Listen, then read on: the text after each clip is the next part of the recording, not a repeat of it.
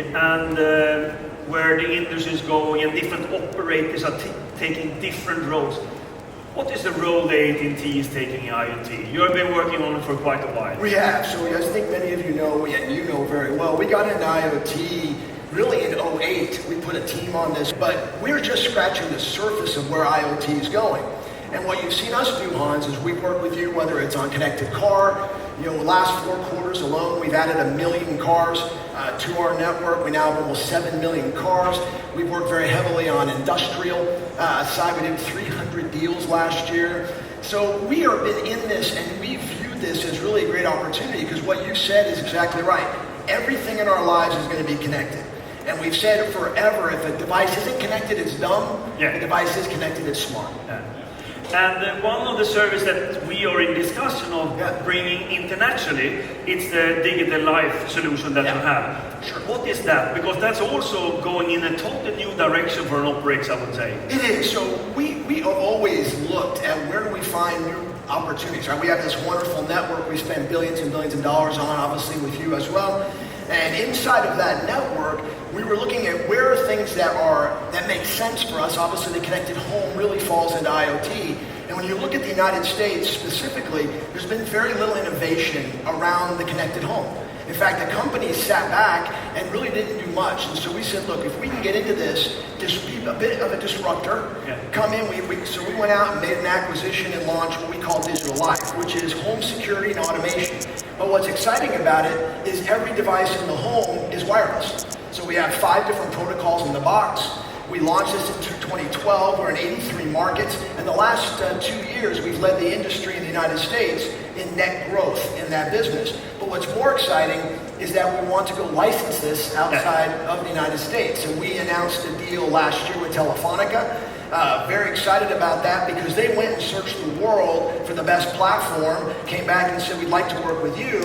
And now we're going to work with you guys to help us go take that to the whole world and license this opportunity. And this platform is really phenomenal. I'm very proud of it.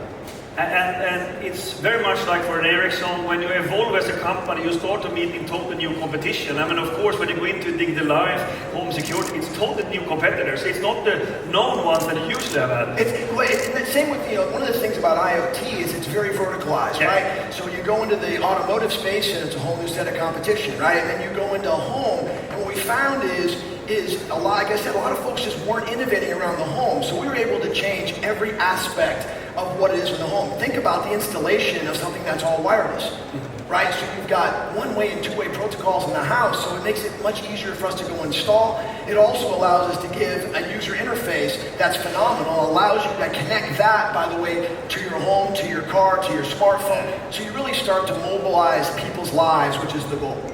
Cool. We also announced very recently, actually last week, that we're going to work very tight together on 5G, which is of course something exciting. So working with all this IoT, being head of wireless, what type of use case do you see for 5G? Well, I think you said it very well. 5G is all about speeds. Everyone's talking about speed and latency, which is all very, very important. It's about efficiencies. But I also think what's exciting is what it does for IoT, right? Because the future of our business is connecting everything. And when you think about those speeds, those latencies, you think about a layer in there for IoT with low power, right? Which gives us the ability to do a lot. I mean, one of the announcements we just made together at CES was our Smart Cities announcement. And we're working very closely. He was very good on stage, by the way. We were working very closely on this smart cities. And the key to smart cities is if you're going to put a sensor on every light to try to work traffic, you can't, the model goes upside down if you have to go change out batteries.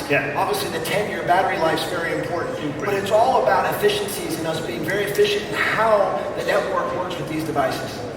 Very good. I think we give a big hand for Lurie. Thank you. President CEO of the community. Great seeing you.